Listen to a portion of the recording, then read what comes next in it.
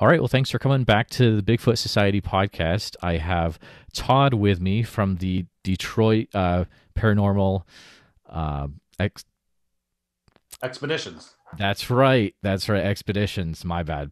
I am so like Jazz. So I'm a little nervous right now because I'm not a ghost guy. I'm gonna be really honest with my listeners. I'm a little jazzed up, but Todd, I'm excited to talk to you tonight. So what is it that you guys what is Detroit Paranormal? What is it that you guys focus on? We focus a lot on, I guess you'd say, the history. Jeff or Awesome. Adkins is my co-founder of the team with me, and one of our main missions, I guess, was to help local historical societies out. I guess all over the United States. We travel all over, Okay. raise money, raise awareness, and especially like this year with COVID, Mm, going to these historical sites and museums, it's been almost non-existent, at least here in Michigan. okay. So we try to help with those, doing live streams, public tours. We always give 100% of the proceeds back to those type of organizations. And we find that as a way to help people. And we make huge donations to Ronald McDonald House of Detroit, Gleaners, Oh wow. food banks. So we use the paranormal as a way to help people that maybe not even into the paranormal, but it's our way of giving back to the community. Um, it's been a ride. It's been fun. We launched this team in December of 2016, Okay. and it kind of snowballed to where it is now. And we've been very fortunate and blessed. Very cool. Very cool. Yeah, that's it. I did not know that. I know that you had been involved with raising money for historical societies, but Ronald McDonald House, that's very cool. Yeah, it That's is. very It's a respectable. great organization here in Detroit, and they're actually housed in an old hospital, and they only use Mm. the first floor is redone, and so we went to the second, third floor, and it is creepy. Oh And man. the people that work there think it's haunted. We didn't want to Oh. investigate there because a lot of kids and families obviously stay there and stuff, but Yeah, that'd be like, oh man, oh we didn't yeah, want to that no, create any havoc or anything like that. But mm-mm. Scream 4 was actually a few scenes from Scream 4 was actually filmed in that hospital. It looks, when you walk up to the second, third floor, you still maintain the floors and everything. It looks like you walked out of the hospital from like 1982. Really? Everything still looks the Oh same. It's man, really super creepy. It's that's huge. It's crazy. huge. So, how was it that you got involved with? What's kind of your backstory? Like, what drew you to doing this, starting back in you said 2016? Um, I've I've had a few near life or near death experiences. Mm. And I think as I got older, I'm kind of putting this all together now. That kind of pushed me to that direction. Also, I had my first paranormal experience when I was around 16 years old. We snuck into an abandoned psychiatric hospital here in Michigan. Oh boy. All the high school, we were in high school, so we always did crazy. I mean, kids like to do that stuff, urban explore and all that. Yeah, And exactly. I heard a disembodied voice, and at the time, I could tell it wasn't a human. But I was with a girl at the time I was dating, and I didn't want to scare her. Right. So we just try to act, I try to say, oh, that was other, we were with a group Yeah. of people. We never Just could be find cool. any. Yeah. Because it scared me a little bit, but I kept my calm. And I really didn't pursue it at that point because it was still kind of taboo. There was no TV shows about this type of stuff. And, Oh yeah, that's true. Yeah. and Yep. it was kind of, oh, that person's crazy. They saw ghosts, they hear things, So my dad was a police officer, and I grew up in a Catholic, went to Catholic grade school, Catholic high school. Oh So wow. you're kind of Okay. taught that growing up that those things don't Mm-hmm. exist. So I kind of kept it with me and kept the interest because I love horror and urban exploring. And as I got in my later in years, I started on a team around 2011, and that's how I met Jeff. We were on that team for 3 or 4 years. Then we decided to do our own thing and kind of expanded and traveled the United States and just went and seen and done or do as much as we possibly can. Um, I just love this stuff. I have a Wow. serious passion for it. It's part of my life. It's part of my lifestyle now. Yeah, totally. What's the coolest? What would you say? What's your number one place that you've investigated at over the years? There's a place in West Virginia called Trans Allegheny Ooh. Lunatic Asylum. Oh It's in man. West Virginia, and that's probably one of my most memorable experiences. We actually had an overnight investigation there, had the place to ourselves, and it's probably 300,000 square feet, I would say. It's massive. So there's a lot of, obviously, asylums or anything like that have a lot of Yeah. bad history or negative energy Mm-hmm. still attached to it. And so we had some crazy stuff happen. Hmm. Doors slamming shut, disembodied voices, thing you could feel and hear things coming towards you in the darkness. Um, but that happens quite a bit. But that one I just remember, it's always going to stick with me because it was so huge. And it was Oh actually yeah. in the summer of 2017, and it was hot, so hot outside. But I actually fell asleep on a patient's room's floor. It was so cold and cool. Um, I felt comfortable in that room for some reason. That's odd. But I kind of dozed off for a minute and then woke up to door slamming.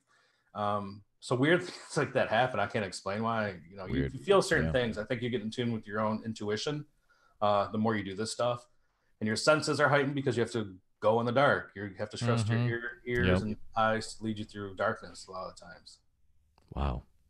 That's something else. Yeah, West Virginia has some crazy stuff in it. Like, Mm-hmm. man, all the cryptids out there too. I mean, you got Mothman, you got uh, Crafted Monster, all sorts of crazy stuff.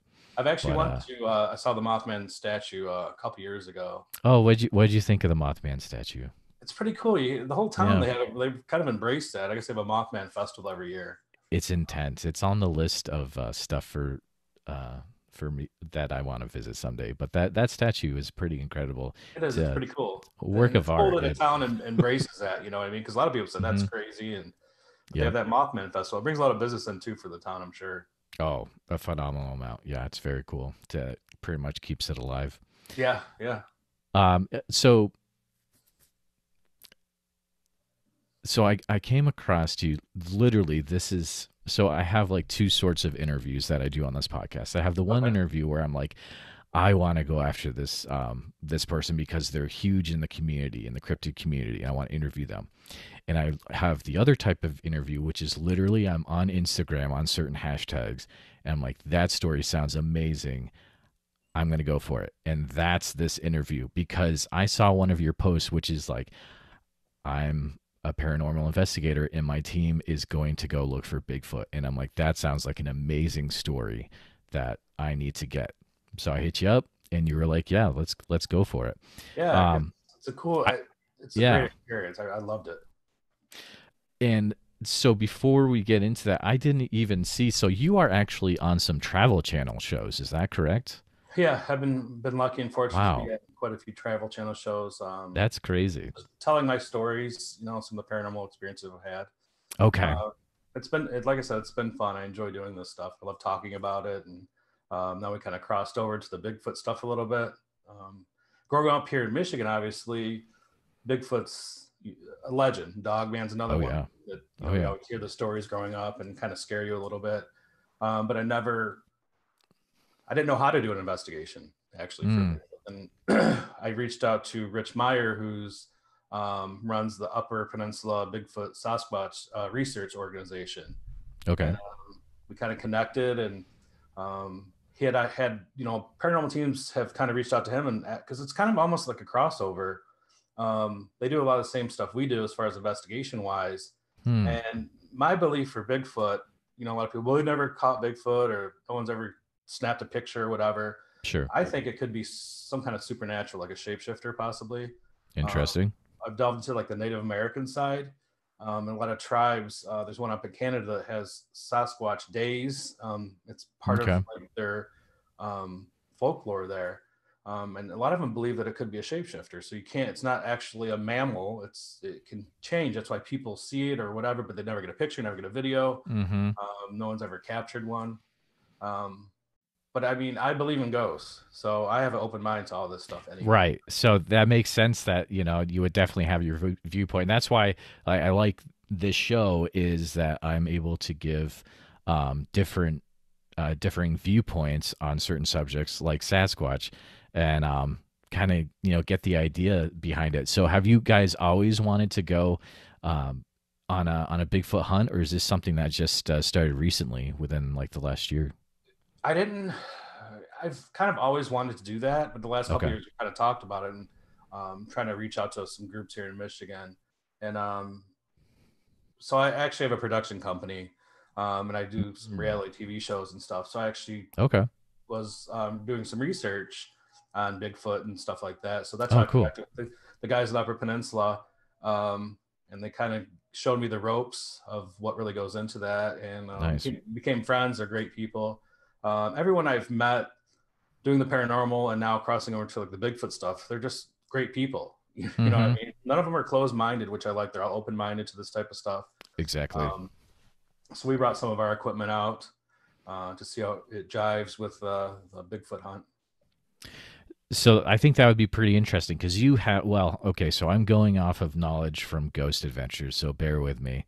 Sure. Like, but so when you say you have equipment in the paranormal investigation field, you have things like recorders, you have things maybe like well, tell me what kind of equipment you would have that might We use cross digital over. recorders, Okay. infrared cameras, Mm-hmm. static cameras, which basically is almost like a home security system. Okay. So we run 4 to 8 cameras at different locations and keep them. We just record, and then we'll go back over that for evidence. See if we see shadow figures, movement, doors close, open and close, stuff like that that we couldn't see because we can't cover the whole area sometimes. We use ghost boxes or spirit boxes, Yep. and those use either like hacked radios to scan radio frequencies at usually 100 stations per minute. Mm-hmm. And some of the ones we use, Jeff Fent built for us, and it's repurposed wood from haunted locations. So we have an Eloise box that we use. We actually have 2 of those. We have a Emmett House box from a house that was haunted in Ohio, and I picked up this radio. It was a 1941 GE tabletop radio, and I saw this antique shop, and I'm not like an antique type guy, but Jeff and I went to this antique shop out in here in Michigan, and I saw this radio, and it was ugly looking. Okay. It was old. You could tell it was war, and I bought it, and I thought to myself, then Jeff could build us a nice box out of this. So I think it's on our Instagram page, but it's, you know, restoring this box. Now it's a spirit box. I don't know what they put inside there that makes it sound the way it sounds, but it Mm-hmm. scans those radio frequencies, and sometimes you'll get direct answers to your questions where it can't be a radio station. You'll get a sentence sometimes out of there because the radio stations are going so fast. There's no way you can get a sentence out of it. You might get a little fraction of a word. Right. And I think the theory is that energies or spirits can use white noise or radio frequencies to communicate. So we have like 7 or 8 of those boxes we use, but we have the K2 meters that read electromagnetic fields. Oh, Supposedly interesting. spirits or energies can push off energy that way. But sometimes they're false negatives because your cell phone now, when Mm. it can set those off. Bad Yeah. wiring in houses can set that off. So you have to kind of debunk all that before you can tell it's really a spirit coming close to it. But I'm basic. I use a digital recorder and a flashlight. Um, I like all the bells and whistles, but a lot of the evidence we've captured has been EVPs Right. Okay. with the digital recorder. So that's okay. So that's cool. So you're gonna be collecting different data than a normal Bigfoot researcher would out on these trips. Like they're not gonna have a spirit box with them. They're gonna have usually a FLIR Yeah. camera. Yeah. That yeah. So that'd be kind of We have a cool. FLIR too. We do use Oh, our okay. FLIR sometimes. And we have another thing. It's called an SLS camera. It basically uses Xbox Connect technology, Oh yeah, yeah, where it can map out. And we have a monitor on it. It's portable handheld. You can sometimes you'll map out. It'll map out people that aren't there. You know what I mean? Just like you would on a Connect. I know exactly what you're talking about. Yeah, it's got the Um, stick figure thing. yeah, and it's Yep. crazy. We can't explain. You see some climb up a wall and there's nothing. You take it away and there's nothing there. There's nobody there. Yeah, Um, that's some crazy stuff, dude.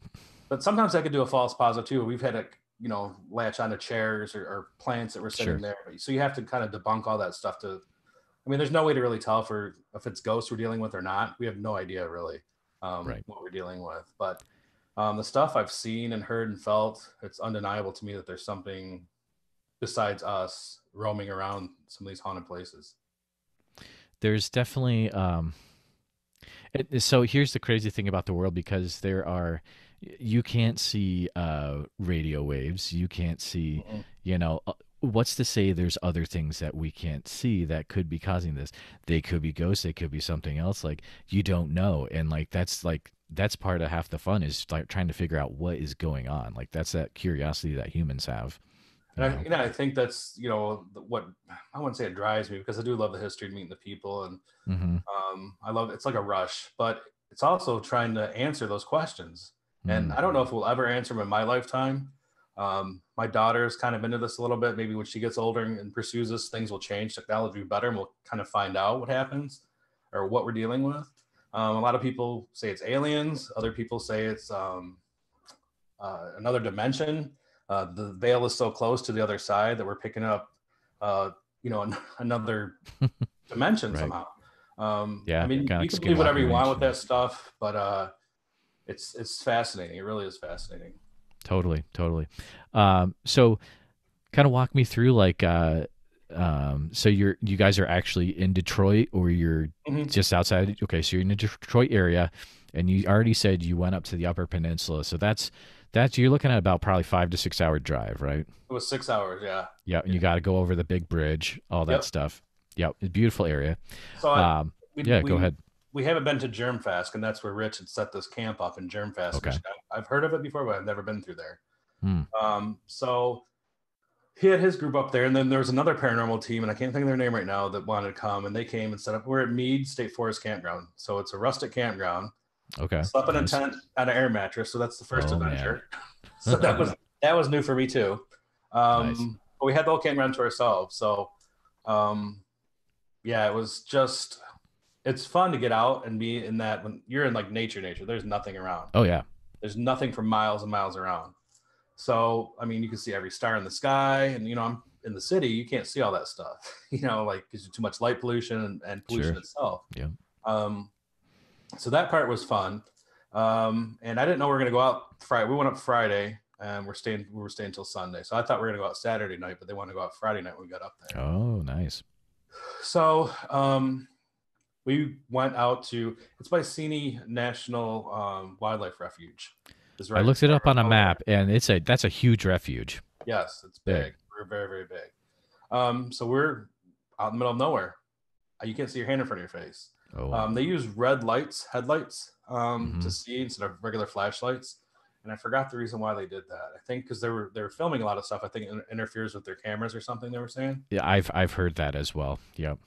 Yeah. So we're just walk out, and they took us to an area. It was kind of by. Of course, I couldn't see. It was pitch black, but it was kind of by a creek, more like a river, but they call it a creek. Hmm. And they took a piece of wood, or they had a stick with them, and they hit on a tree, Yep. part of a tree, and then we just sat and listened, see if we hear anything or see anything. They're recording, and I'm not sure. I forgot to ask why they did that. I wasn't really asking a lot of questions. I was kind of just watching, what was So going yeah, on. yeah. Hmm. And then they did calls, and then they had a recorded on a Bluetooth speaker of some kind of call or chant. I can't remember what the name of it was, but it was a pre-recorded one. And Hmm. then you stop that stuff, even the calls. You stop and you listen for a half hour, 45 minutes, and it's like when we do paranormal investigations, we go sit in a room by ourselves, pitch black, and ask the same, ask questions and wait for a response. So that part of it's similar. You know what I mean? Mm. We're in the dark. We Yep. ask. Yep. They use those calls as triggers to try and Hmm. get responses, Exactly. and we'll use trigger objects too sometimes, with the Okay. music or whatever. Um, I didn't. You hear so much though, because I was kind of jumpy. I'm not gonna lie, because I'm not really Right. a woodsy type guy, I'm not an outdoor guy. So I was Hmm. trying to get used to that, and you can hear everything all around you. Yeah. There's times it sounded like we heard something jump a few times, and Hmm. then for some reason I kept seeing these red and white. It almost looked like lightning bugs, but it was too cold for lightning bugs. But they're red, bright red and white all over. And I kept thinking my eyes were playing tricks on me, but other people had seen that. Oh And no. they said there's Straight up a orbs. Menominee tribe. And one of their legends there is for like these little people, little fairies that scratch and leave marks on Really? wood or rocks.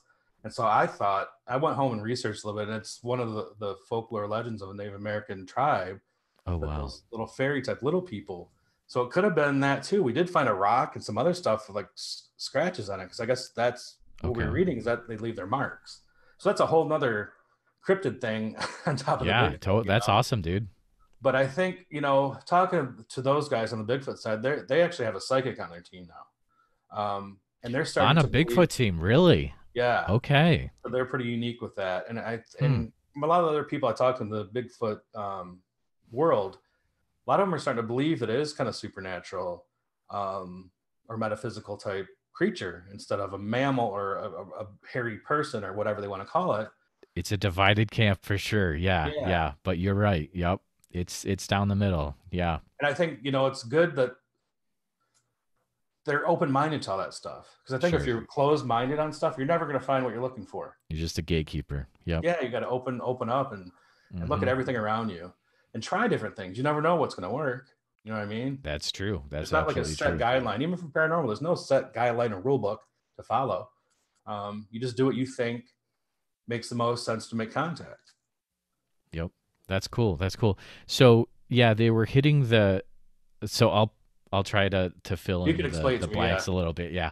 Yeah. Um, if that's cool, is that cool if I do that? Okay, cool. totally. So probably what they were doing is you take like a big piece of wood or a baseball bat and you like hit it against a tree, and it's Mhm. called wood knocking, and that's a way that Yes, okay, they that's what they said. Yeah. communicate back and forth. So usually what will happen is like you do some really good wood knocks, and sometimes you'll actually hear wood knocks back. A lot of people will have the recorded sounds, and I'm guessing it could have been like an Ohio howl um, It was from something like 90 that. early It 90s, was recorded by I believe creepy. Matt Moneymaker. Yeah, really weird howl, right? Yeah, There's yeah. Also, sometimes um, they'll play the Sierra sounds, which is that was it. recorded That was out it. in the Sierra Sounds. California. Yeah, That was and it. that sounds weird, right? That's like Yeah, it's called almost like samurai chatter, and you're like, oh, this is a little interesting. In yeah. the 70s, yeah. So that's very cool. And that the crazy thing is that's been stuff like that has been recorded at different places around the U.S. Like it's not just one place. It's very cool. The other thing people will do sometimes, and this is like can cause issues, but they'll play. I want to say it's like audio of a baby crying, Oh, really? and their stories like that will make a very interesting response. So you kind of have to be aware that if you're gonna do that, you might be in for more than you're bargained Right, for, right? right. Um, But yeah, so here's the question. So you're out here in the dark, Hmm. and you're geared up for Sasquatch, but is there also a part of your mind where you're like, I'm also like looking around for ghost stuff at the same time, like you can't turn it off? Like what What? happened with that? They had their psychic with them. Okay. So and she was picking up stuff in the woods, and she couldn't tell if it Oh, was really?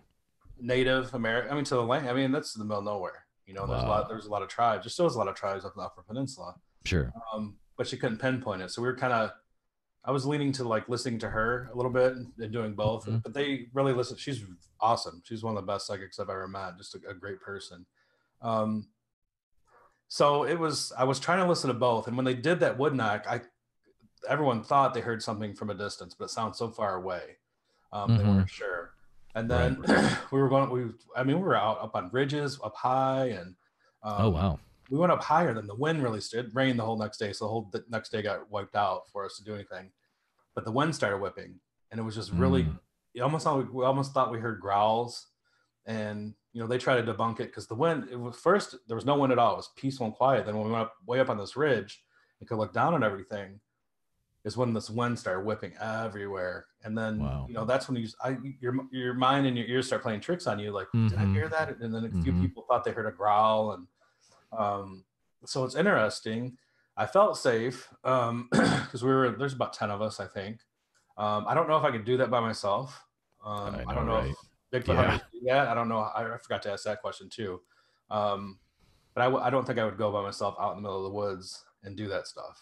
Um, It, it, it, that's something I think about too, because the thing is like you hear about it's not just Sasquatch you have to be concerned about.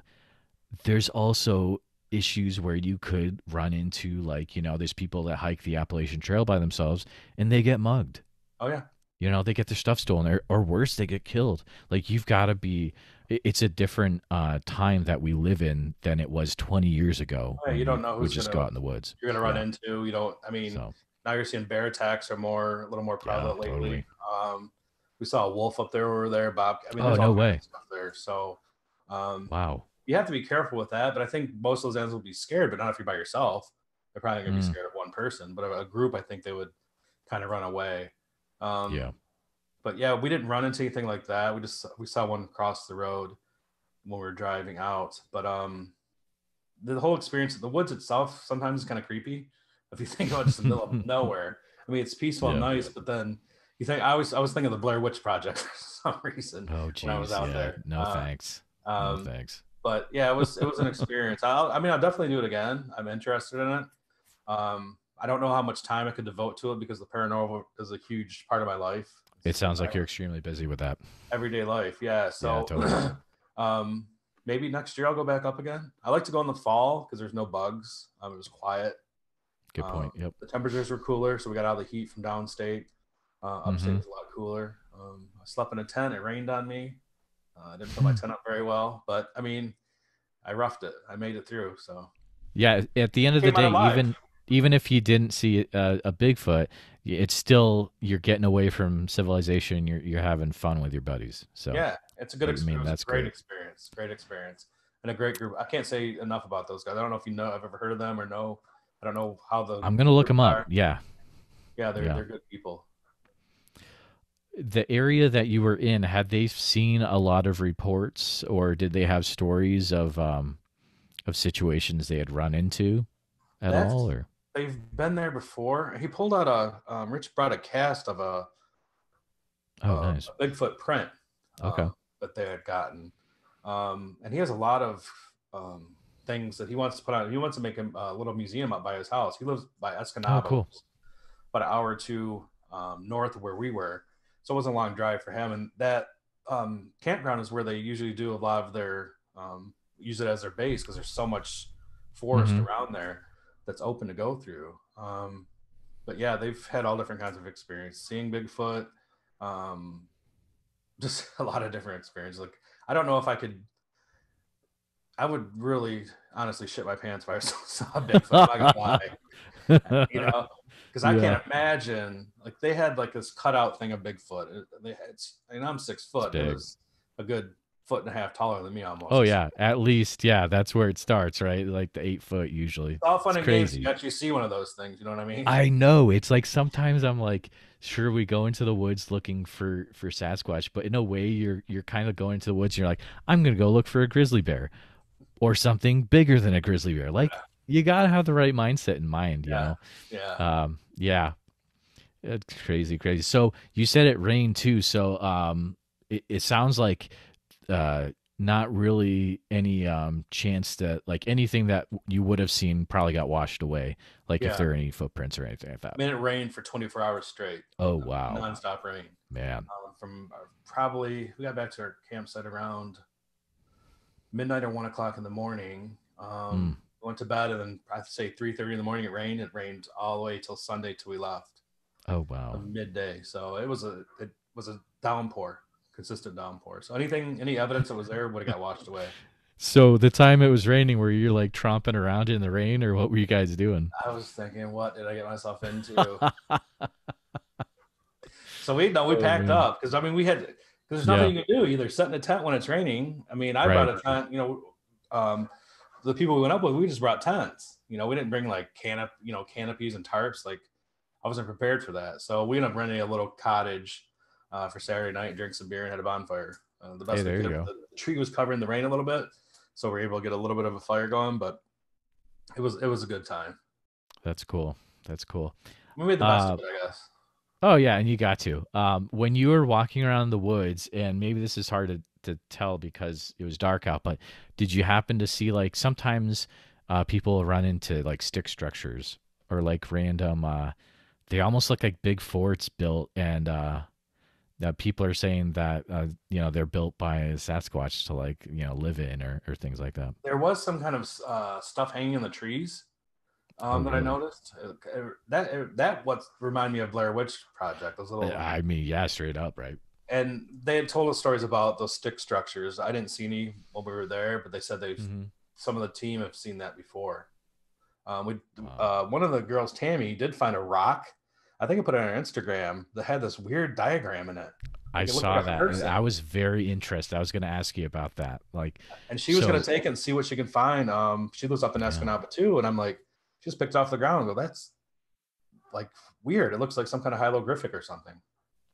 yeah, definitely. Anyone listening to this, so it's on the Instagram you guys have. Yeah, yeah. Yeah, you go and check that out because it's very cool. It's almost like uh could be maybe an Indian artifact. You don't know. Like It's so it's hard to tell definitely because you carved turn into it it. one way, Yeah. it looks like a person. The other way, it looks like some kind of bear or something. It's Oh, that's just, weird. That's it's really it's weird. weird that you find that in the middle of nowhere. Just there was just this rock she just happened to pick up because we were gonna skip rocks, is why she picked it up because there was like a Oh little yeah, creek totally. before it got too dark, and it was like, what the hell? So, Man, but someone could have that's made that crazy. too and just left it for someone to find. I mean, it's so hard to tell anymore. Yeah, yeah, you never know, right? But it was so Um, different. It looked like a hieroglyphic of some that's sort. awesome. That's awesome. So what's the next step? So you said so you tried this once and so you have your own production company, you were saying. Yes. What's the next step with this you're thinking? Um, I can't say too much about it, but Okay, it's going pretty fair quick. enough. So hopefully next year, the COVID really stopped a lot of the production. Yeah, So totally. the development side, we've been able to do a lot. Develop like 7 shows. So one of them is it has a Native American cast. Oh, But it awesome. deals with a lot of these things that we're talking about, and that's really all I can say That is about it. such a cool idea. I know exactly what you're wanting to say. Like that would be really cool. Yeah, it's I we're love it. super excited about it, and the people that we've met that are part of the show are just amazing people, amazing Wow. people. So we're excited to bring this to the nation and nationally, and so everyone can hear these stories and meet these people. That's cool. We will definitely be having our eyes out for that in the future. Um, yeah, it's weird. This whole COVID thing is weird because it's like stuff is starting to. I guess movies are starting to film again, but not really. And it's like, The guidelines are yeah, so strict, okay, but they change. Every state's different. Like Michigan's locked down pretty tight. The governor's loosened up a little bit, but still we have a lot of restrictions. We have to wear a mask everywhere we go, and half capacity at restaurants, and bowling alleys just open finally, and gyms just opened like 2 weeks ago. They've been shut down the whole time, so it's been. I guess they just follow the science or whatever they say. So, yep, but every state's different. Some states don't have the strict guidelines, and yeah. I'm in Iowa where I guess I'm not gonna get political, but ugh, we'll leave it at that. Just if you care, research about how lenient Iowa is, and come on, guys. But whatever. Iowa's fun. I like it. It's we got some weird stuff in Iowa. Like, have you ever done any research and or had any things you visited in Iowa with the paranormal thing? Or now I've driven through Iowa when I moved. My brother moved to California, so we drove okay, across country, moved his stuff. No, I haven't. I haven't been to Iowa for anything paranormal though. the main thing that comes to mind and is the Velisca Oh, house. Yeah, Exmouth House. Yeah, It's one of the most right. famous haunted places in the United States. That is on one of our lists to do. Um, we only have a few left. We've been in a lot of big places. A lot of Okay, little. I mean, just it doesn't matter. Any place can be haunted. It really doesn't yeah. matter about how old they are, how new they are. Um, It's things like on my list of places never to go to, ever, I heard it's ever, extremely haunted. dude. Okay, so it's The like whole story is crazy. Anyway, it's a crazy story, like bad vibes all around. But then it's like it's one of my favorite Ghost Adventures episode where it's like um, Zach. Have you seen the one when they go to? I think I've seen it. Yeah, Yeah. then he's like laying on the floor and he has the axe like above his head Oh and yeah. he's like, "Ghost, if you're here." I'm like, "Dude, what if there's an earthquake? What if Either way, something? you're hosed." Yeah. No, I wouldn't go that far. No, I wouldn't Yeah, do let's anything not like that. do that, dude. But yeah, every place has weird stuff. Like that's the thing about like I bet you could go to any town and you could suss out the weird stuff, no doubt. It is like we do a lot of road trips. We fly sometimes. I prefer to drive just Okay. for that reason because you go Mhm. through a lot of these little old towns. Never heard of them, but they have a Yep. lot of history, a lot of haunted places, and um, that's like some of the fun stuff we do. The road trips Oh are yeah. we have a blast. Um, but yeah, you go through the United States. There's so many hidden gems throughout the country that I feel like paranormal and history, you can find it anywhere. Oh, totally. Yeah. Yeah. I used to live out in New England, and it was like, man, Oh yeah, compared to the Midwest, it's like New England history, like it goes far, far back, old like, places. Yeah, yeah, it's because even in awesome. Detroit, we have. I mean, places go back to the 1800s, mid Okay. 1800s, older Yep. buildings. Not that's not very old. No, You it's know, not. England, you're going back to 1700s and stuff like that. You know, Totally. a few hundred years Yep. old. And Oh, yeah. we were in Shepherdstown, and we went to a bar there, and I think it was 1750 or something. This bar was built like Shepherdstown. The Wow. whole city was some of the oldest things I've ever been to, and Man. it was just cool to sit in there. But you think of how many thousands of people, what it was like 200 years ago, the people Mm-hmm. in and out of that place, you know. And I think a lot of times, sometimes that energy lingers for some reason. We find that Hmm. um, why don't people always pass over, or why they stay? That's another question that's kind of fascinating. Who are these things that we're talking to? Why are you still here? Why don't you go to where you're supposed to go? If you even Interesting. are a ghost or were a person. Um, yeah, but I think that's why the paranormal is so vast. There's so many avenues to it. And I like that a lot of the Bigfoot people, not a lot, but I'd say, I don't want to upset anyone, but I think there's a few groups that are starting to think it's supernatural and maybe have a paranormal aspect to it. I'm seeing that more and more now, which I think that's awesome, because then you're just, like I said, you're opening your everything up. You know, who knows? Try some of the paranormal stuff when you're doing Bigfoot and see what happens. Right.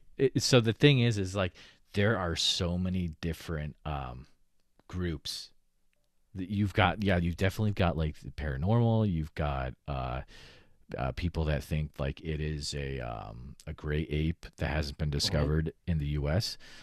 You've got uh, maybe it's some like missing link, something like that. You know, there's so many different. And the thing is, it's like right now is pretty good. I haven't run into a lot of people that are like, I don't I don't agree with you. We can't chat about it. Right. And it's a culture where, as you said before, it is very open minded. So like I'm not gonna shut you down just because like maybe I'm a differing opinion, but I want to see like, well, maybe there's information I can get from you that I can apply to what I'm studying. Yeah, and actually that brings up a question that I wanted to ask you. So let's say people that usually listen to this, they're gonna be more interested in cryptids, cryptozoology. What are ways that they could look at those differently? Maybe advice that you could bring from the paranormal field and give to someone who's more like, um, The I don't cryptid know. side. Yeah. Hmm. I mean, they do record stuff. You know what I mean? Which we do, digital recorder. They use the flare like we use. I mean, maybe the SLS camera, but that is only a short distance. The static, Mm, the Kinect camera that we use. Um, I don't know. The spirit boxes might work. You never know. I mean, it's worth a try. The ghost boxes, and you could buy some from. There's paranormal stores that sell different versions totally. of them that aren't overly expensive. The ones that we have are probably thousands of dollars because Wow. they're one of a kind, especially made for us. Um, Some of those are very expensive. Yeah. yeah, Yeah. yeah, they are. Um, but they do a lot of the same stuff, like temperature changes and stuff too. You can, I mean, because a lot of times in the paranormal, let's say the temperature change if either get warmer or colder when a spirit comes by you, and we do that. We take temperatures all the time in the areas that we're at. Um, Oh, so what are a way? That's an interesting point. So I think the main summary would be that uh, think outside the box. Don't be afraid to try weird stuff in order to get data that you're not getting already. But how would you monitor or thermometer or temperature changes in your area we when you have used to like do that? we'll go and do a baseline. We'll call it baseline initial investigation. So Okay. we're doing a house. We'll go to each room and have an infrared to check the Oh temperature. yeah, sure. So it'll shoot a beam and we can check all different areas of the room. We'll write it down. And then as we get the investigation going, if we feel or we see that there's any, we have things that monitor the temperature too, then we'll get it back out and take the temperature and see if it does change. Even by a few degrees, technically or theory wise, they say that could be an energy or entity Hmm. coming towards you or by you or in that room. And if you start getting like activity through the spirit box, or we hear voices when we're sitting there. A lot of times we catch them with our digital recorder, but there's times we actually hear it. I've heard a woman humming at the Whitney in Detroit, a restaurant in Detroit, and there Oh was nobody boy. there. I could hear it clear as day. But we did the history on that. And we found it was the owner was David Whitney. He passed away in early 1900s, Okay. and it was his daughter. We found it was Wow. his daughter used to hang on that exact area that we were at. And those are kind of weird and they kind of creep you out. You get excited too, like, oh my god, I can't believe I just heard that. Mm-hmm. And then you have your digital recorder to validate that you actually heard that you weren't crazy, and people will believe Right. you. Play Right, it you heard back that, and because you get that too. yeah. People, oh, that's not real. You didn't hear that, and then well, listen to our evidence. Tell us what you think. Yeah. Then what's Right. on what's on the tape? Yeah. Right. And one of That's our just yeah. creepiest ones, we're at an island in Michigan. It's called Beaver Island. We're investigating the historical site of the old print shop, and everyone kept telling us to go out of this lighthouse, this abandoned lighthouse. So we drive out to the end of the island. Nobody out there. It's like 20 miles off the beaten path, and we pull Mm. up in this huge lighthouse, and it has a lighthouse keeper's house attached to the lighthouse. So it's a big structure. And our psychic Brandy Miller was telling us she saw a woman on the front porch telling us to go, like pointing go. Like to So yeah, leave? so Jeff and Oh I, of wow. course, try to find a way inside there. So we go around the back, and we're able to get into this like breezeway between the house. It connected the house and the lighthouse itself. So you could actually go up in the lighthouse as high as you wanted to and sign the guest book. Wow. So I pull out my digital recorder. I said, you know what, let's just try if we get anything here for 20 minutes. And we didn't think, we tried to get inside the door because there's a door there, and we could hear stuff on the other side of the door moving.